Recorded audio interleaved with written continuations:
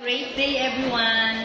My name is Laila Yuta Perda, a graduate of Bachelor in Elementary Education, major in General Education. My major is General Education. It means I can handle different subject area in different grade level under elementary grade school. My first school assignment was in Patalon Elementary School, teaching 4th grade Science and Mathematics last 2016 to 2019.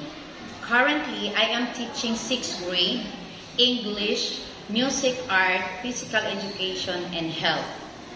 I have cultural diversity of learners here in the Philippines, learners with different language, traditions, and belief. I have also an experience for 7 years of teaching in the Department of Education as a public school teacher. I am a hardworking, flexible, approachable, knowledgeable in different subject area, and have good commitment with the students, parents, and other school personnel.